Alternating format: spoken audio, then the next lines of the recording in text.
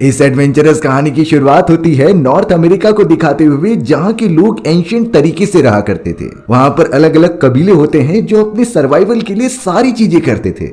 धीरे धीरे वो कबीले वाले खुद को डेवलप करते चले गए, लेकिन साथ ही साथ नॉर्थ अमेरिका की जमीन पर खतरा भी मंडराने लगा, क्योंकि कुछ ऐसे खतरनाक ग्रुप्स होते हैं जिन्होंने बड़ी बड़ी नाव बना ली थी और वो उस नाव में अपनी पूरी सेना लेकर जगह जगह ट्रेवल करते और वो जहां भी जाते कबीले वालों को मारकर उस जगह को अपने कब्जे में कर लेते। इसी तरीके से हमें नॉर्थ अमेरिका के एक समुद्र में दिखाया जाता है कि काफी बड़ी नाव वहां पर आ रही है। ये नाव वाइकिंग्स के सेना की होती है जो नॉर्थ अमेरिका में जगह हड़पने के लिए आए हैं। वाइकिंग्स की पूरी सेना उस जगह पर घुसकर सारे कबीले वालों को मारने लगी, क्योंकि उन्हें लोकल लोगों की पूरी जमीन पर कब्जा करना था। वाइकिंग्स की सेना इतनी ज्यादा चालाक थी कि वो आज तक किसी से हारे नहीं होते। अब जो वाइकिंग्स की सेना आई थी उनमें से सरदार का बेटा भी मौजूद था। सरदार तो अब अपने बेटे को बुलाता है और उसे एक तलवार देकर कहता है कि तुम इस आदमी को जान से मार दो, क्योंकि वाइकिंग्स पूरी तरीके से कबीले वालों को खत्म करना चाहते थे। लेकिन यहाँ सरदार के बेटे को बिल्कुल भी वायलेंस अच्छा नहीं लगता था। वो तो अपने फादर को कह देता है कि मैं ये बिल्कुल नहीं कर सकता, और उसने तलवार भी नीचे फेंक दी थी। इस बात से वाइकिंग के सरदार को बहुत ज्यादा गुस्सा आता है और वो अपने ही बेटे को बहुत जोर से मारने लगा था। सरदार का बेटा काफी ज्यादा घायल हो गया और वो डर के मारे वापस अपने नाव की तरफ भागने लगा।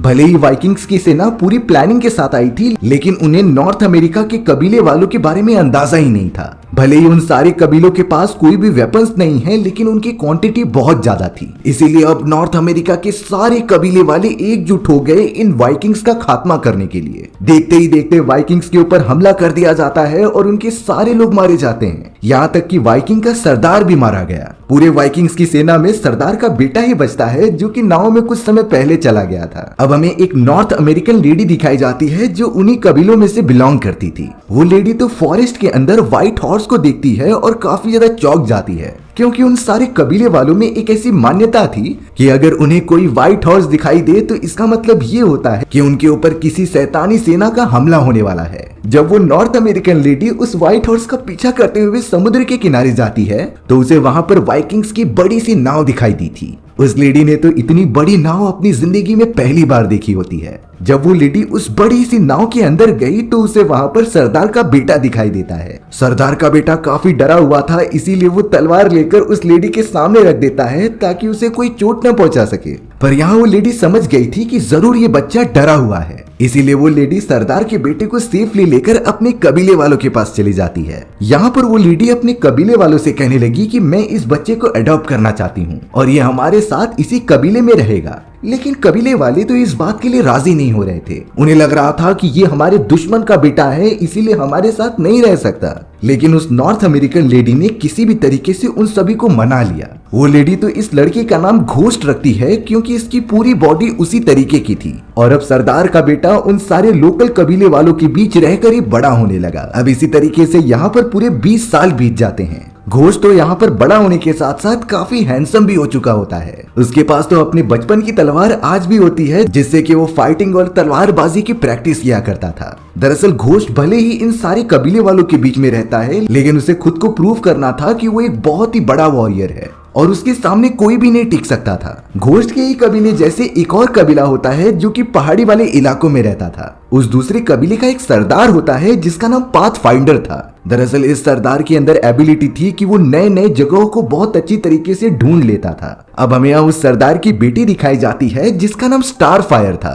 तब हमें पता चलता है कि घोस्ट पाथफाइंडर यानी कि सरदार की बेटी से प्यार करता है। लेकिन बात यहाँ पर इतनी सिंपल नहीं होती, क्योंकि उस कबीले का एक और आदमी जिसका नाम स्टील था, वो भी स्टारफायर से प्यार करता था। और स्टील को ये बात पहले से पता थी कि घोस्ट कहीं न कहीं स्टारफायर को पसंद करता है, इसीलिए स्टील कभी भी घोस्ट से अच्छे से बात नहीं करता और उससे हमेशा दुश्मनी रखता है। अब उस पहाड़ी वाले कबीलों के बीच एक फाइटिंग कंपटीशन होता है जिसके लिए सभी लोग तैयार हो रहे थे, और अगर जो भी इस फाइटिंग कंपटीशन में जीत गया तो वो अगला पाथफाइंडर बनेगा। घोस्ट भी इस फाइटिंग में हिस्सा लेना चाहता था, लेकिन उसे लेने नहीं दिया जाता, क्योंकि घोस्ट उस कबीले से बिलोंग नहीं करता है। घोस्ट बहुत ही ज्यादा उदास हो गया और अब उसे वहां से जाना ही पड़ा। वो लगातार अपने आप को परफेक्ट करने की कोशिश करता ही रहता है। घोस्ट ने यहाँ पर करीब 20 साल पहले उन सारे वाइकिंग्स और बड़ी बड़ी बोट्स को देखा था जो कि यहाँ पर आए थे और चारों तरफ तबाही मचा दी थी। उसके बाद घोस्ट ना किसी वाइकिंग से मिला है और ना ही यहाँ पर बड़ी बड़ी नाव आई हैं। लेकिन अब अगले दिन ये सारी चीजें भी सच हो जाती हैं, क्योंकि घोस्ट ने देखा कि समुद्र के रास्ते से काफी बड़ी बड़ी बोट उनके कबीले की तरफ बढ़ रही हैं और ये बोट और किसी की नहीं बल्कि उन सारे खतरनाक वाइकिंग्स की थी जो घोस्ट के कबीलों के अंदर घुसकर सारे लोगों को मार रहे होते हैं। देखते ही देखते चारों तरफ तबाही मचने लगी और कई कबीले के लोग मारे जाने लगे। घोस्ट ये बिल्कुल भी सहन नहीं कर पाया और वो अपने कबीले वालों को बचाने के लिए तुरंत ही भागते हुए फॉरेस्ट के अंदर चला जाता है। सारे के सारे वाइकिंग्स अपनी सेना लेकर उसी जगह पर मौजूद थे और अपने सामने आने वाले किसी भी कबीले वालों को जिंदा नहीं छोड़ रहे थे। घोस्ट तो अब पेड़ पौधों के पीछे छुपकर उन सारे वाइकिंग्स को देखकर ऑब्जर्व करने लगा था। लेकिन उन वाइकिंग्स का जो करंट सरदार होता है उसने अब बड़ी चालाकी से घोस्ट को देख लिया था, इसीलिए वो अपने एक आदमी को भेज देता है ताकि वो घोस्ट को पकड़ कर लेकर आए। घोस्ट भी समझ चुका था, इसीलिए वो अपनी तलवार निकालता है और सीधा उस सोल्जर के ऊपर हमला करके उसे मार देता है। घोस्ट ने फिलहाल के लिए उस सोल्जर की शील्ड ले ली और वहां से भागने लगा, क्योंकि उसे साफ साफ पता होता है कि इतने सारे वाइकिंग्स का वो अकेले सामना नहीं कर सकता और इसमें ही समझदारी होगी कि वो एक टाइम पर एक ही सोल्जर पर हमला करे। घोस्ट के लिए सबसे एडवांटेज ये होता है कि वो इस फॉरेस्ट की सारी जगहों से वाकिफ था। उसे अच्छी तरीके से पता होता है कि कहां पर छुपना है जिससे कि वाइकिंग्स उसे ढूंढ ना पाए। वाइकिंग के सरदार ने सभी से कह दिया था कि जाकर उस आदमी को पकड़ कर लेकर आओ, इसीलिए सारे के सारे सोल्जर्स डीप फॉरेस्ट में निकल जाते हैं उसे ढूंढने के लिए। लेकिन यहाँ घोस्ट चोरी चुपके एक एक करके सभी पर हमला कर रहा था और उसने अब तक कई सारे वाइकिंग सोल्जर्स को मार गिराया होता है। पर ऑब्वियस बात थी कि इतनी ज्यादा लड़ाई करने के बाद घोस्ट ऑटोमेटिकली थक चुका था। कई सारे सोल्जर से लड़ाई करने के कारण उसकी बॉडी डैमेज हो चुकी थी, इसीलिए वो तुरंत ही एक शील्ड के ऊपर बैठ गया और वहां से नीचे जाने लगा।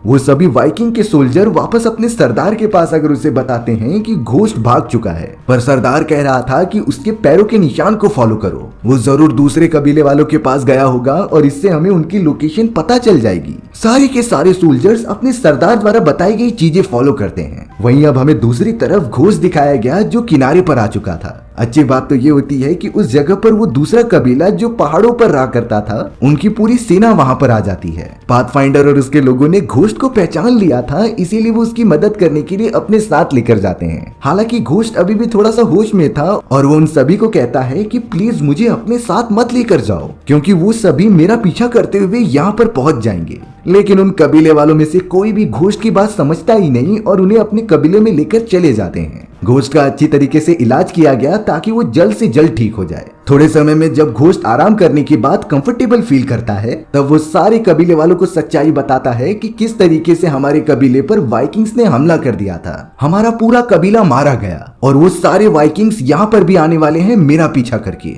इसीलिए हम सभी को यहाँ से चले जाना चाहिए कहीं सेफ जगह पर। लेकिन स्टील जो घोस्ट से पहले से ही नफरत करता था, वो बोलता है कि हम अपनी जगह छोड़कर नहीं जाएंगे, बल्कि हम उन सारे वाइकिंग से फाइट करके अपनी जगह छीन लेंगे। लेकिन घोस्ट यहाँ पर वापस से समझाता है कि उन वाइकिंग्स के पास नुकीली तलवारें हैं। साथ ही साथ वाइकिंग के सोल्जर मोटे मोटे कवच पहनते हैं जिसे कि तुम्हारे भाले छेद नहीं सकते थे, और ये सारी चीजें हमारी जीतने के चांसेस काफी कम कर देते हैं। लेकिन यहाँ घोस्ट की बात उनमें से कोई भी नहीं मानता, इसीलिए अब घोस्ट अकेले ही वहाँ से चले जाता है, क्योंकि उसे पता था कि आगे क्या होने वाला है। पाथफाइंडर के कबीले वालों ने तो ये डिसाइड करके ही रखा था कि वो वाइकिंग से लड़ाई करके ही रहेंगे, इसीलिए वो सभी अपनी पूरे कबीले वालों को लेकर लगातार आगे लेके ट्रेवल करने लगे थे। चलते चलते वो सभी घोस्ट के कबीले में आ जाते हैं और उन्होंने सच में देखा कि घोस्ट का पूरा कबीला एकदम से तबाह हो चुका है, यानी कि घोस्ट उन्हें झूठ नहीं बोल रहा था। जरूर वाइकिंग्स यहाँ पर आ चुके हैं और उन्होंने घोस्ट के कबीले को खत्म कर दिया, लेकिन फिर भी पाथफाइंडर के कबीले वाले उन वाइकिंग से लड़ाई करना चाहते थे।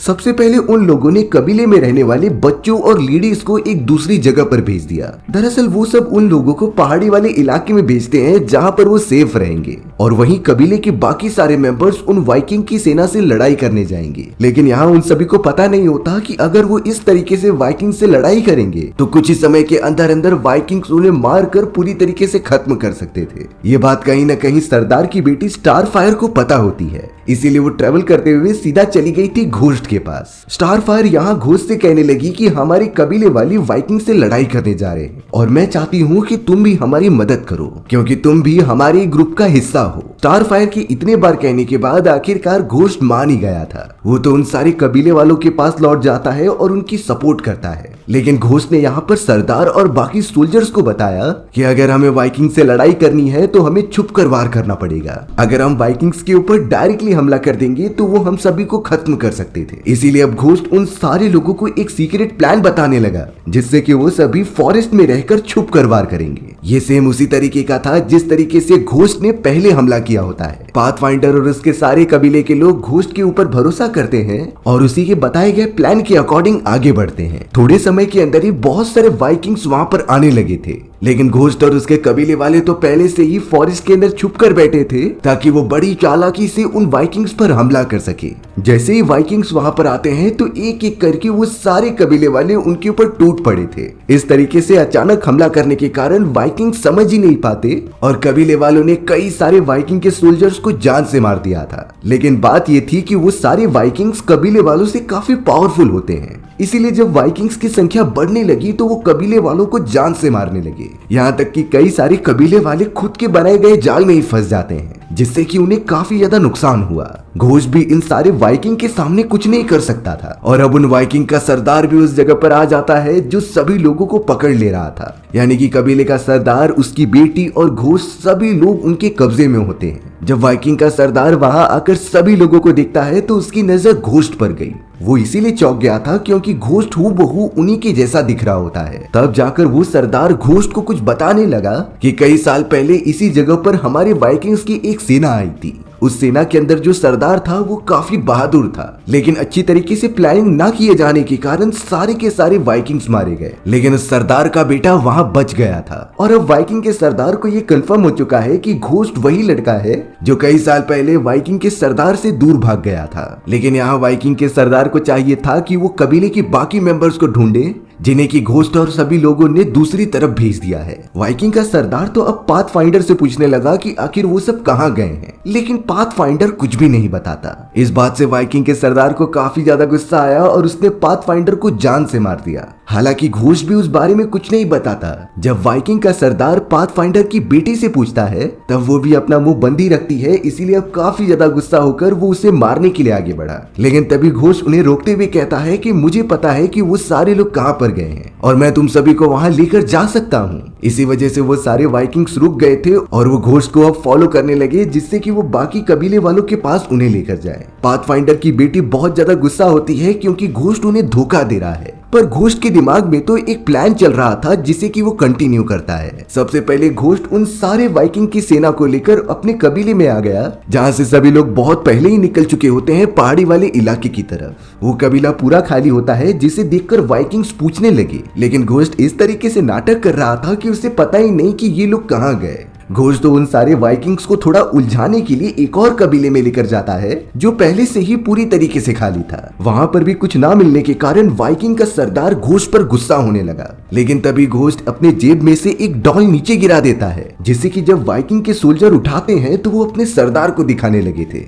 वाइकिंग का सरदार जब नोटिस करता है तो ये डॉल ईस्ट के डायरेक्शन में थी, यानी कि बाकी बचे हुए कबीले वाले इसी डायरेक्शन में गए होंगे। तो अब देर किस बात की थी, वो सारे के सारे वाइकिंग सोल्जर्स उसी डायरेक्शन में आगे बढ़ने लगे। वाइकिंग्स की पूरी सेना उसी डायरेक्शन में लगातार आगे बढ़ने ही लगी थी। कुछ समय बाद वो सारे के सारे लोग एक बर्फीले इलाके में आ जाते हैं। वहाँ का टेम्परेचर बहुत ही ज्यादा कम था और चारों तरफ आसमान में से बर्फ पड़ रही थी। उनके सामने जो एक बड़ी सी नदी होती है उसके ऊपर भी बर्फ की परत जम गई थी। वाइकिंग का सरदार तो सभी को कहता है कि हम इसी डायरेक्शन से सीधे जाएंगे, लेकिन घोस्ट को जितना पता था वो वाइकिंग के सरदार को कहता है कि आगे चलकर बर्फ की परत पतली हो जाएगी, जिससे कि ये रास्ता बहुत ही ज्यादा खतरनाक हो जाएगा। इसीलिए घोस्ट यहाँ पर वाइकिंग के सरदार को कह रहा होता है कि हमें घूमकर फॉरेस्ट वाले रास्ते से जाना चाहिए, लेकिन यहाँ वाइकिंग का सरदार कहता है कि हम इसी वाले रास्ते से जाएंगे क्योंकि ये रास्ता पूरी तरीके से खाली है। घोस्ट की बात ना मानते हुए भी वो सारे वाइकिंग्स आगे बढ़ने लगते हैं, लेकिन उन्होंने जानबूझकर घोस्ट को ही सबसे आगे रखा था। घोस्ट धीरे धीरे आगे बढ़ता तो रहता है, लेकिन थोड़े समय बाद उसे रियलाइज हुआ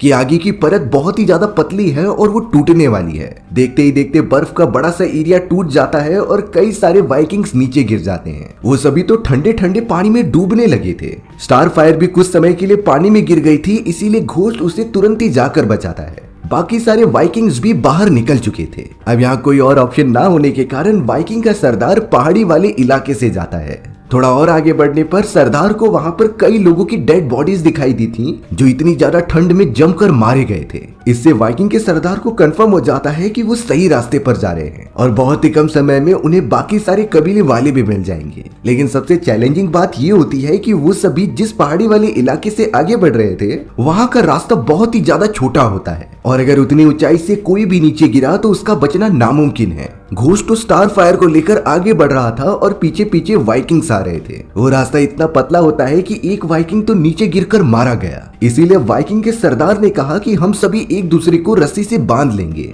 जिससे कि अगर कोई सोल्जर नीचे गिरा तो बाकी सारे रस्सी की मदद से उसे बचा सकते थे। सारे वाइकिंग सोल्जर्स के साथ साथ घोस्ट और स्टार फायर को भी रस्सी बांधी जाती है, जिससे कि अब उन दोनों की भी जान खतरे में पड़ जाती है क्योंकि वो सबसे आगे थे। वाइकिंग्स की वो पूरी सेना बहुत ही पतले रास्ते से लगातार आगे बढ़ते जा रहे थे क्योंकि उन्हें कबीले वालों को पकड़ना जो था। एक तरीके से वाइकिंग का सरदार अपना बदला ले रहा होता है क्योंकि कई साल पहले इन्हीं कबीले वालों ने वाइकिंग्स को मार दिया था और अब उसका भी ये मकसद था कि सारे कबीले वालों को खत्म करके वो पूरी जगह को हड़प ले। लेकिन उन सारे वाइकिंग्स को क्या पता था कि घोस्ट के दिमाग में क्या चल रहा है। घोस्ट अब थोड़ा दूर आगे चलने के बाद स्टार फायर को इशारा करता है कि वो उसे मारे, यानी कि ये उसके प्लान में से एक था ताकि वो इन सारे वाइकिंग्स को जान से खत्म कर दे। स्टार फायर भी धीरे धीरे समझ जाती है, इसीलिए अब जैसा घोस्ट कह रहा था वो वैसा ही करती है। स्टार फायर ने तुरंत ही गुस्से में आकर घोस्ट को मारना स्टार्ट कर दिया और ये सारी चीजें वो वाइकिंग्स देख रहे थे। घोस्ट तो घायल होकर नीचे गिर जाता है, तभी वहां वाइकिंग का सरदार आ चुका था। वाइकिंग का सरदार बहुत ज्यादा गुस्सा होता है स्टार फायर पे क्योंकि चाहे कुछ भी हो जाए घोस्ट उन्हीं में से एक है। इसीलिए वाइकिंग के सरदार ने घोस्ट को खड़ा किया और उसके हाथ में अपना वेपन देता है और कहता है कि तुम स्टार फायर को चोट पहुंचाओ क्योंकि इसने तुम्हारे ऊपर हमला करने की कोशिश की है। घोस्ट भले ही इन सारे कबीलों में रहा करता था लेकिन वो है तो वाइकिंग की प्रजाति का, इसीलिए वाइकिंग का सरदार घोस्ट को पूरी अनुमति दे रहा था कि वो स्टार फायर को जान से मार दे। लेकिन ये सब तो उसके प्लान का एक पार्ट होता है। घोस्ट ने तो रस्सी को उठाया और उसके अंदर एक पत्थर डाल दिया जिसे कि वो लगातार घुमाकर उस वाइकिंग के सर पर मार देता है जो रूम में सबसे लास्ट खड़ा था। वाइकिंग के सर पर जब बहुत जोर से पत्थर लगी तो वो एकदम बेहोश हो गया और पहाड़ से नीचे गिर गया। उस वाइकिंग के बॉडी पर जो रस्सी लगी हुई थी उससे जुड़े हुए सभी वाइकिंग्स भी अब नीचे गिरने लग जाते हैं। इस तरीके से तो वाइकिंग के सरदार के कई सारे सोल्जर्स जान से मारे जा रहे थे नीचे गिरकर और घोस्ट का तो शुरुआत से ही यही प्लान था। वाइकिंग का सरदार ये देखकर काफी गुस्सा हो रहा था घोस्ट के ऊपर, इसीलिए वो उसके ऊपर हमला भी करने चला गया। ये अच्छी बात होती है कि कुछ सोल्जर्स ने बीच में से रस्सी काट दी थी जिससे कि वो गिरने से बच गए, लेकिन ये घोस्ट द्वारा बहुत ही अच्छा आइडिया होता है एक ही बार में इतने सारे वाइकिंग्स की जान लेने का। उनकी पूरी सेना आधी से भी कम हो गई थी। वाइकिंग का सरदार तो घोस्ट को मारने की कोशिश करता है लेकिन यहाँ स्टार फायर भी उसकी मदद कर रही थी। स्टार फायर किसी भी तरीके से वाइकिंग के सरदार के कान पर हमला करती है और उसे काफी ज्यादा चोट पहुंचाती है। लेकिन घोस्ट को यहाँ पर पता था कि वाइकिंग के सरदार के बॉडी से जो रस्सी कनेक्टेड है, यानी कि अगर सरदार नीचे गिरता है तो वो दोनों भी उसके साथ मारे जाएंगे। तो घोस्ट उस जगह पर तुरंत आ जाता है और अपनी तलवार की मदद से उस रस्सी को काट देता है जिससे कि स्टार फायर और वाइकिंग का सरदार जुड़ा हुआ था, यानी कि अब स्टार फायर पूरी तरीके से सुरक्षित है। घोस्ट ने यहाँ पर सरदार को धक्का तो दे दिया था पर अब उसके साथ वो भी नीचे जाने लगा क्योंकि रस्सी अभी भी घोस्ट के बॉडी से जुड़ी हुई थी। अच्छी बात तो ये होती है कि उनकी रस्सी किसी बड़े पत्थर में फंस जाती है जिससे कि दोनों ही लटकने लगे थे। वाइकिंग का सरदार के वेट बहुत ही ज्यादा बढ़ चुका था क्योंकि उसी की रस्सी से एक और सोल्जर नीचे लटका हुआ होता है और वो बिल्कुल भी नहीं चाहेगा कि इससे उसकी जान जाए। इसीलिए अपने बारे में सोचते हुए वाइकिंग के सरदार ने बीच में से रस्सी काट दी और अपने उस सोल्जर को नीचे फेंक कर मार दिया। घोस्ट भी अभी तक लटका होता है और उसके पास उसकी तलवार भी नहीं थी जिससे कि अब वो डायरेक्टली वाइकिंग के सरदार से फाइट नहीं कर सकता था। वाइकिंग का सरदार घोस्ट को काफी मारता है और जल्द से जल्द ऊपर की तरफ चला जाता है। घोस्ट धीरे धीरे ऊपर चढ़ने की कोशिश करता है लेकिन सरदार पूरी तरीके से ट्राई कर रहा था कि घोस्ट को नीचे गिरा दिया जाए। वो तो उसके ऊपर पत्थर भी फेंकता है लेकिन घोस्ट किसी भी तरीके से ऊपर की तरफ बढ़ रहा था और अब जाकर घोस्ट ने जोर से चिल्लाना स्टार्ट कर दिया। उसके इस चिल्लाने की वजह से वाइब्रेशन क्रिएट हुई और पहाड़ के ऊपर मौजूद जो सारी बर्फ थी उसकी वजह से एवलांच आने लगा और पूरी बर्फ नीचे गिरने लग जाती है। स्टार फायर तो पहाड़ों के कोने में चली गई थी जिससे कि उसे खतरा नहीं होता, लेकिन बर्फ की वजह से वाइकिंग के सरदार को काफी प्रॉब्लम होती है। उसी की वजह से उसका ध्यान भटक जाता है और घोस्ट ऊपर की तरफ आ जाता है। दोनों को इस जिससे काफी चोट तो लगी थी, लेकिन अब घोस्ट के ठीक साइड में उसकी तलवार होती है। ये तलवार घोस्ट के पास तब से है जब वो इस कबीले में आया था और उसके सारे वाइकिंग मेंबर्स मारे गए। इसीलिए अब घोस्ट बिना डरे उस तलवार को उठा लेता है और सीधा फाइट करने चला जाता है वाइकिंग की उस सरदार से। वो भी लगातार हमला करते जा रहा था क्योंकि वो घोस्ट से तो हार नहीं सकता, लेकिन घोस्ट ने इतने टाइम तक तलवारबाजी की काफी अच्छी प्रैक्टिस की होती है और उसे अच्छी तरीके से पता होता है कि एक दिन ऐसा समय आएगा जब उसे अपनी तलवारबाजी दिखाकर दूसरे लोगों की जान बचानी होगी। यानी कि वो इसी दिन के लिए दिन रात प्रिपेयर करता था। घोस्ट की तलवारबाजी की स्किल्स देखकर सच में वो सरदार भी काफी चौंक गया होता है, क्योंकि इतनी अच्छी तलवार तो वो भी नहीं चलाता था। थोड़े समय तक वो दोनों एक दूसरे से लड़ाई करते ही रह गए, लेकिन अब घोस्ट बिल्कुल भी सरदार के ऊपर रहम नहीं करने वाला था। वो तो अपनी तलवार की मदद से उसकी पूरी बॉडी पर मल्टीपल घाव बना देता है और उसे धक्का देते हुए पहाड़ के एंड पर लेकर चला जाता है। वाइकिंग के सरदार को भी रियलाइज हो चुका था कि वो चाहे कुछ भी कर ले घोस्ट को हरा नहीं पाएगा। इसीलिए वाइकिंग का सरदार घोस्ट के सामने गिड़गिड़ाने लगा कि तुम भी वाइकिंग फैमिली का ही हिस्सा हो और तुम अपने फैमिली मेंबर को मार नहीं सकते। तब जाकर घोस्ट सीधा सीधा कहता है कि मैं वाइकिंग का नहीं बल्कि नॉर्थ अमेरिकन ग्रुप के कबीलों का हिस्सा हूँ और मैं शुरुआत से वही रहा हूँ, तो उन्हीं को बचाने के लिए सारी चीजें करूंगा। घोस्ट जरा भी रहम नहीं दिखाता और अपनी तलवार की मदद से सरदार को जान से मारकर पहाड़ से नीचे गिरा देता है। यानी कि अब सरदार के मरने के बाद वाइकिंग्स की पूरी सेना खत्म हो चुकी थी। घोस्ट तो अब स्टार फायर को एकदम सेफली लेकर पहाड़ से नीचे उतर चुका था और अब थोड़े ही समय में वो उस जगह पर भी चला जाता है जहां बाकी सारी कबीले वाले रहा करते थे। यानी कि वो जगह ज्यादा दूर नहीं थी और अगर घोस्ट ये सारी चीजें परफॉर्म ना करता तो वो सारे वाइकिंग्स कबीले वालों के पास पहुंचकर उन्हें जान से मार देते। ये सारी बातें अब कबीले वालों को भी पता चल चुकी होती हैं, इसीलिए वो सभी घोस्ट और स्टार फायर के सामने अपना सर झुकाने लगे, क्योंकि घोस्ट और स्टार फायर ने ही मिलकर ये सारे वाइकिंग्स का खात्मा किया है। एक तरीके से पूरे कबीले वालों ने अपनी सहमति के अकॉर्डिंग घोस्ट को इस पूरे कबीले का नया पाथ फाइंडर बना दिया था, क्योंकि स्टार फायर के फादर की तो मृत्यु हो चुकी थी और कबीले को अपने नए लीडर की जरूरत है। सारे कबीले वालों को लगता है कि घोस्ट से अच्छा पाथ फाइंडर और एक नया लीडर कोई नहीं हो सकता। यहाँ तक कि स्टील नाम का वो सोल्जर भी इस बात के लिए मान जाता है। घोस्ट भी इस बात को एक्सेप्ट करता है और उन सभी का पाथ फाइंडर बनने के लिए रेडी हो जाता है। घोस्ट ने तो स्टार फायर से अपने प्यार का इजहार भी कर लिया था। स्टार फायर भी काफी खुश होती है और घोस्ट से शादी करने के लिए रेडी हो जाती है। घोस्ट ने सारे कबीले वालों से प्रॉमिस किया कि चाहे कुछ भी हो जाए वो उन्हें कुछ होने नहीं देगा। घोस्ट ने तो अब बहुत ही अच्छी तरीके से कबीले वालों को गाइड करना स्टार्ट कर दिया था। घोस्ट ने तो बहुत ही अच्छी तरीके से सारे कबीले वालों को गाइड करना स्टार्ट कर दिया था। अब घोस्ट वापस से उस झील के पास जाता है जहाँ पर वाइकिंग्स की पूरी नाव डिस्ट्रॉय हो चुकी थी, पर उसे ये बात पता थी कि वाइकिंग्स की और भी सेना यहाँ कभी भी आ सकती है और हम सारे कबीले वालों को इस बात के लिए रेडी रहना पड़ेगा। घोस्ट यहाँ पर अपने सारे कबीले वालों को अच्छी फाइटिंग टेक्निक सिखाएगा और उन्हें एक लीडर की तरह गाइड करेगा। इसी बात को अपने दिमाग में बिठाकर घोस्ट आगे की तरफ बढ़ने लगा और हमारी ये एडवेंचरस कहानी भी यहीं खत्म हो जाती है।